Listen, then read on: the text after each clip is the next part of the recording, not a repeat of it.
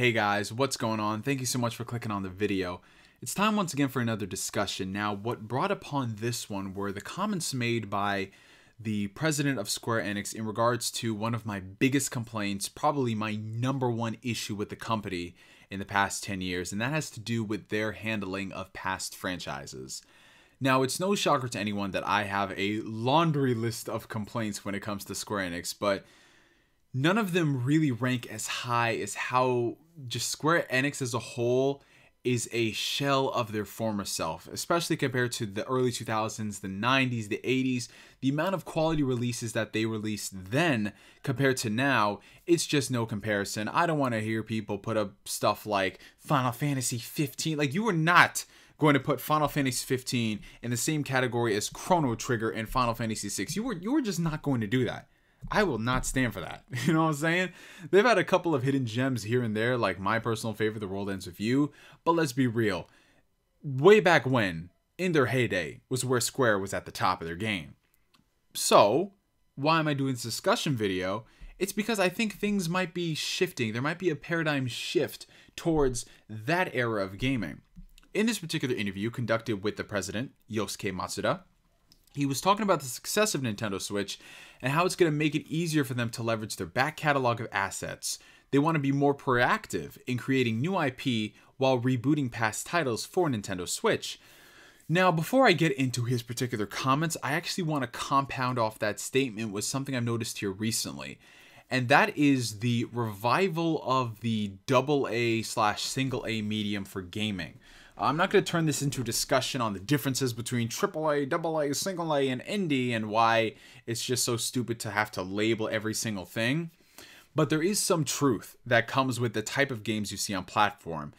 Especially in the past 10 years, you know, if it's not a really acclaimed indie title, it's a big budget AAA game. Like, just the in-between, middle-of-the-road games, they've gone by the wayside. And if they haven't gone by the wayside, a publisher is trying to turn it into some Frankenstein AAA title, or they're trying to reboot a past game in the series, and they just fail because they don't understand what makes this series great. They're trying to piggyback of the popular trend right now. Let's take Call of Duty, for example. They try to piggyback off of that series, and they try to incorporate all these casual things in there because they think that's what people want, but then the game flops because the newer people don't want to play this weird copycat clone. The older cats don't want to play this because it doesn't resemble what they enjoyed playing as a kid. So you're left with this husk of what could have been something incredible. You know, very few people can actually reboot a game in a modern setting and have it work. You know, Bethesda, Machine Work Games with Wolfenstein, that's like one of the few examples of where it actually works and it can gain mainstream appeal. However, I think there is a shifting of the tides with the Nintendo Switch, PlayStation 4, and even Steam to a lesser extent. All these older, you know, middle-of-the-road games that, for the most part, have been relegated to the handhelds, we're seeing them come back onto the consoles. And what I really like about these games is that, you know, they're not the games that really require the biggest budgets in the world. They don't need to have the craziest graphics in the world. They don't even need to appeal to the mass majority. All they need is their dedicated fan base, and they can get by with a couple of thousand sales. Like, I've seen it. All these games that release all these iterations on the Vita and on the PS3 and PS4, like those Japanese games, those quirky niche Japanese games, they'll probably sell maybe 100,000 units lifetime. Which, if you compare that to the AAA medium, where you have Square Enix coming out there and 6 million sales for Tomb Raider is somehow not enough, it's just insane how those developers can get by with so little. It's probably because they understand what they're going for. They're not trying to appeal to all the casuals and spend 60 million on marketing. So that is really cool. And if the Nintendo Switch and the PlayStation 4, the Vita, all these other platforms can really help with discoverability, then more power to them. I would love to see the revival of that medium. Now, how it applies to Square Enix is also, it goes hand in hand to the AA medium. When you have the older franchises from Square, the games that just honestly don't get a lot of love, Square Enix really tries they're very hardest to ignore them. And I guess you could chalk that up to they don't know if it can appeal to the modern day audience, so why take a chance on a new entry? But something that is concrete I've noticed here recently is you cannot deny the success for those games. When they come out with the Classics HD of like Final Fantasy VII, Final Fantasy IX on PS4, obviously, people want to play those type of games again. When you have Chrono Trigger releasing on the DS, obviously, people want to play those sort of games. Like all these $15 HD re-reses that you would see of the Dragon Quest games or whatever, there's a reason why those games sell. It's because people love those games. It's not just the nostalgia, it's the fact that they were great games.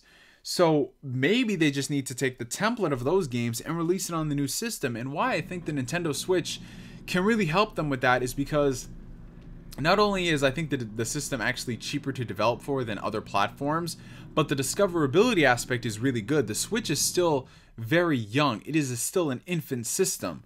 And you've seen this with games like Skyrim, LA Noire, Rocket League. All those games are going head to head with Mario Odyssey, Legend of Zelda, Mario Kart 8 on the eShop. And if those games, those full price $60 6-year-old ports can go head to head with the tried and true Nintendo franchises, there should be no reason why Square Enix cannot at the very least reboot their franchises on the Nintendo Switch or put out a Classics HD to test the waters. Look at Sega with Valkyria Chronicles. For the most part, they thought Valkyria Chronicles was dead after Part 3. I mean, Part 3 didn't even get a localization outside Japan. But when they put Valkyria Chronicles on the PC and they saw that success, that prompted them to put it on the PS4. And when they saw that success, that prompted them to move forward with Valkyria Chronicles 4. So if Sega can do that with Valkyria Chronicles, there should be no reason why Square Enix, with all this crazy money that they're making off of these stupid-ass spin-offs and crappy-ass mainline Final Fantasy games like 15, there should be no reason why they can't invest that into bringing back the single-A, double-A RPGs that they had way back when.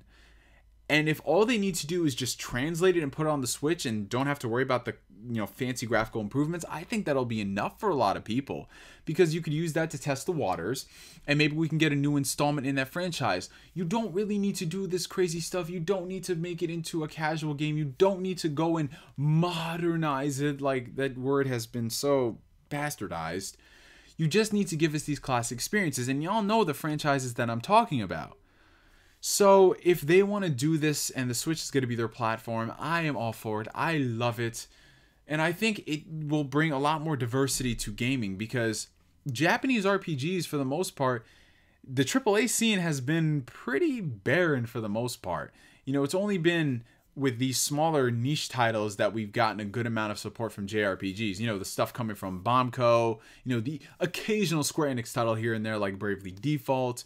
And then you have all these other publishers out there like NIS, and you have of course Falcom is gonna put out Ys games till the end of time.